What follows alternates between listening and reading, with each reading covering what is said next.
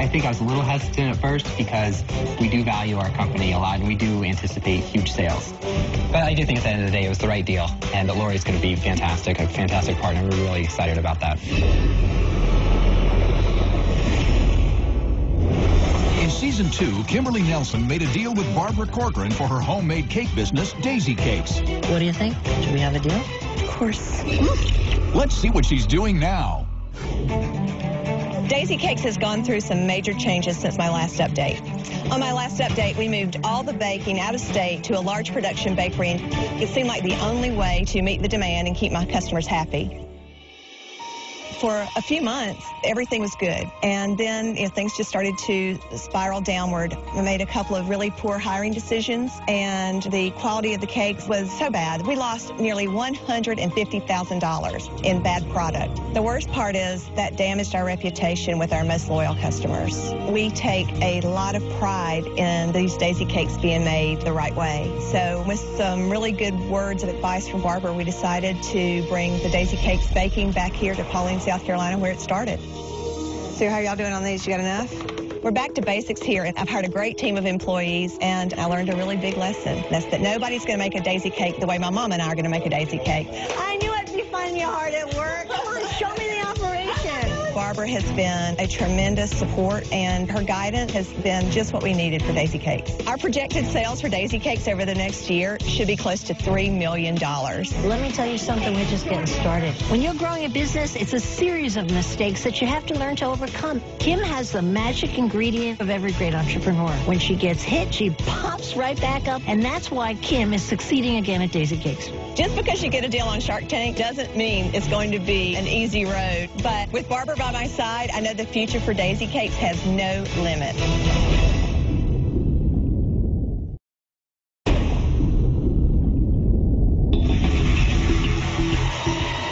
Next into the tank is an accomplished entrepreneur from San Diego, California, with a simple way to stay fit.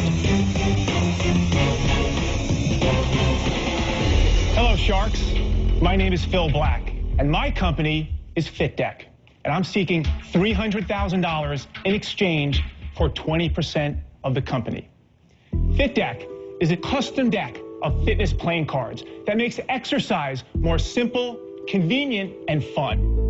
Each card has an illustration and instructions on how to perform the exercise. So all you need to do is shuffle, deal, and go. Can we see a package? Sure. And where are you selling them? Primarily from our website, direct to consumer. That's about 75% of our business. So why don't you take FitDeck body weight? Thank you. This is cross-train Damon, or equivalent to CrossFit. Thank you. And of course, Mark, FitDeck basketball. Appreciate that. So Sharks, who's ready to go all in? Okay, walk me through a single unit. What do you sell it for? What does it cost to make? That sells for $14.95 on our website. It costs about $2 to make. Are you selling a lot of these cards right now? We have sold 500,000 of these FitDecks. Wow. In how long a period of time? That's been over the last 7 years or so. Oh. The majority of those have been in the last 4 years or so. Well, how many did you sell last year? Last year we sold 55,000. So how many dollars is that? Last year, 640,000. Very impressive. What was your profit? Last year the profit was a break even. Why? How could you only break even? There's something missing. You got to be making a ton of money. Or you got screwed somewhere along the line. Well, last year was an anomaly. The prior years, we had an average of 725,000 in sales with an average profit of about 120,000. So when your sales dropped, your profit was wiped out. Correct. Okay, so Phil, here's where it doesn't add up for me. Let's assume you did 700,000 2 years ago in sales. Your cost of goods on that would have been 100,000, right? That leaves you with $600,000. You made 100, that leaves you with 500,000. You're spending $500,000 running a $700,000 company? Where's the money going? To some R&D, we have to create them. It's going to making videos. We made 100 videos last year. We redid the entire website. Phil, my greatest fear for this content is that when it moves online or into an app, it's simply free. I mean, if you just Google these stretches, there's a ton of content that's there for free. Well, the problem with that is it's so all over the place that if you wanted to do it, you could type in stretching exercises for a bad hamstring. You're going to get 15 million responses. And we're breaking it down for you to make it very simple. What would you like the $300,000 for? The $300,000 is going to map to where we think the future of the business is. So 75 to 8% of that we feel is going on the digital side. You're planning to sell that app, right? Correct. That's a tough We've been business. selling that app for the last... Very tough space. Wait. You've been selling an app. You have an app. We've been selling it for about 4 or 5 months. We're getting 1,000 downloads a month with very little It's marketing. all free at that point, right? No, we sell this for $9.99. How'd you come up with this? Tell us about your background. I was a Navy SEAL for almost 6 years. You Oh, were. Yes. all right. Good Thank for you. Yeah, well, actually, the idea for FitDeck was based on a card game that I played with my college roommates at Yale University. And it was a game called PUG, short for push-up game. Now, this became a campus-wide sensation at Yale. You know, it made an impression on me. I graduated from Yale, and I went to one of the biggest investment banks in the world for about 2.5 years. Which bank was it, Phil? It was Goldman Sachs. No kidding. Oh, my God. Hey, So I'm with hang Goldman. on. You have a degree from Yale. You were an investment banker, and that wasn't enough, so then you were a Navy SEAL. I came to my senses after the investment banking and became a SEAL. So now you're flying around Okay, and then the what world happened? doing crazy Well, stuff. while I was flying around the world, we had every fitness product and program in the world at our fingertips. And guess what we played? Pug. We played the PUG game. I left, and I went to Harvard Business School. And there... Okay, stop. All that training, you came up with cards? Exactly. So finish the story. So I said, why stop at push-ups? Why not take this PUG concept and create a business out of it? FitDeck. We can attack all things, not just bodyweight exercises, but yoga, Pilates, stretching, CrossFit, How basketball. old are you? Are you like 58? How could you have time to do all that? I'm 43. Most of this was done. I have 4 kids too, so they keep me pretty busy as well, and a dog. Phil, it's like a heck of a story, but Cards. why Trading cards, you know? Why It just doesn't add up. It's a simple solution. You understand the idea of milking it now. Yes. You've already got the infrastructure. I don't know how long this lasts, but you could probably pull a couple of $1 million out of it. That's what I'm hoping to do, Kevin. That's why I'm here. Phil, it's interesting. Honestly, with your background, it's kind of a disconnect that you go from there to trading cards, but you've done a great job of it. To sell $4 million, that's amazing. What is a problem is you recognize you're going to have to go into the mobile side of things. Yes. It is the most brutal business in the world. There are hundreds of thousands of apps, and probably hundreds of thousands minus 1,000 have gone out of business.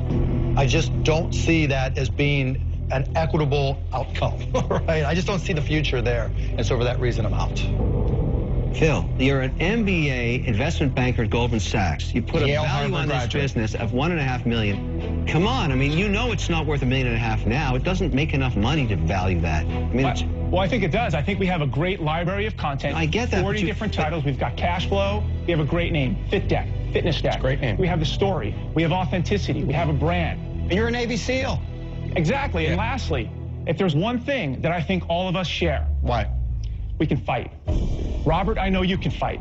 Lori, I know you can fight. Kevin, I know you can fight. Damon, I know can fight. Is anyone going to argue that Mark Cuban can fight? Yeah, Guess but I what? fight for me. I can fight for too. I can fight for me. I ain't can fighting for you. I ain't fighting Someone for wants you. to come after my business, Kevin, and take the food out of my kids' mouths, I will fight. Oh. You guys want to join me? We'll all fight. Phil, Do you do Somebody pepper this? spray Do you do this this? Do you do this full time?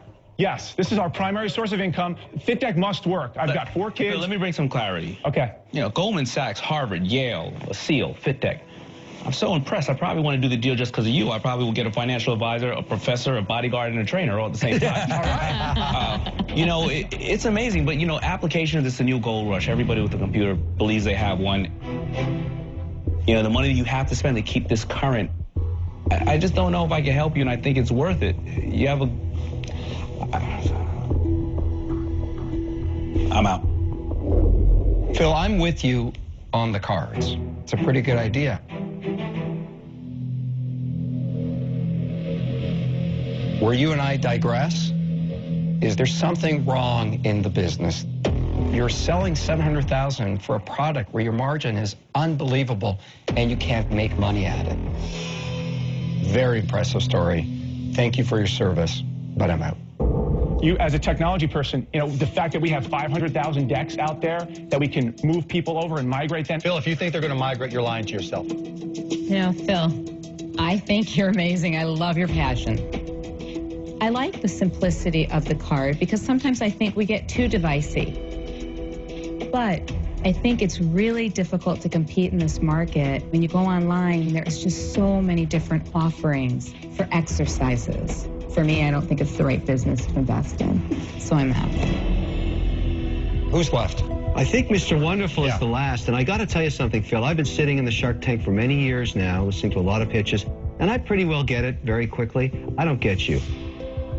Phil, your resume is very impressive. Perhaps the best we've ever seen on Shark Tank. I'm not kidding. It does not equate to a deck of cards. You are destined for much greater things than this. I'm giving you a free pass to come back to the doors with the next idea, and I think everybody else here would do the same.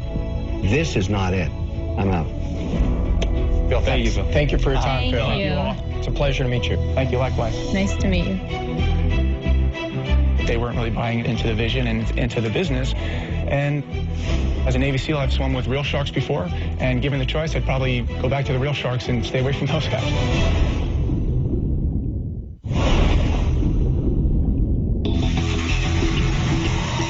Next up is an entrepreneur with a pill that he feels everyone should have just in case.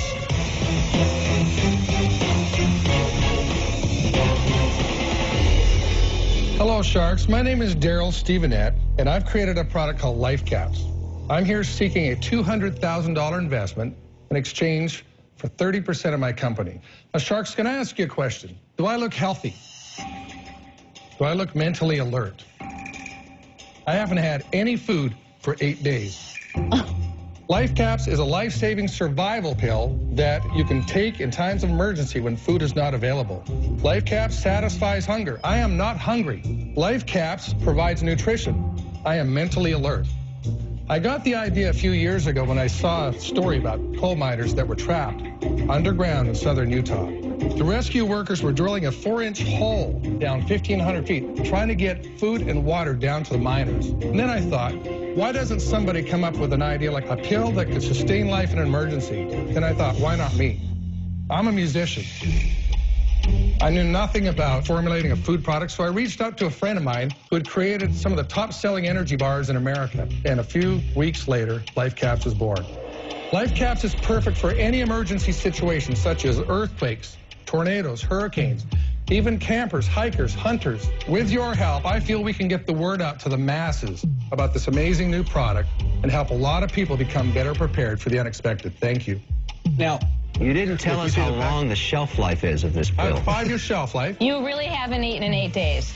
Nothing. Swear to God. Robert, Just water this is and a pill. This Robert, is nothing. I went 17 days and they put me on a show in Salt Lake City. 4 ladies were interviewing me. They kept saying, oh my gosh, you must have lost weight. Did 6, you 7 lose times. weight? First of all, this is not a diet pill. Yes, I've lost some weight.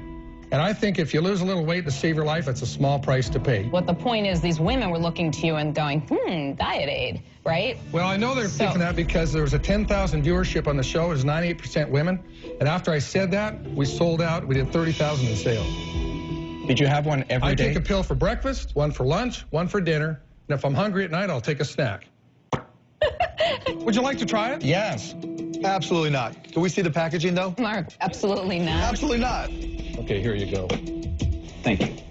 Daryl, how many calories are in each capsule? There's a little bit of sugar in each one, but it's not, the calories are not there so you can live on it. The calories are there to help drive the nutrients right into your bloodstream. All right, so I read this bottle, and basically everything in here is like what's in some of the vitamins that I take. Isn't this just a vitamin? There is a huge difference. You know when bears hibernate, they go 7 months without food? How do they do that? Bears don't die.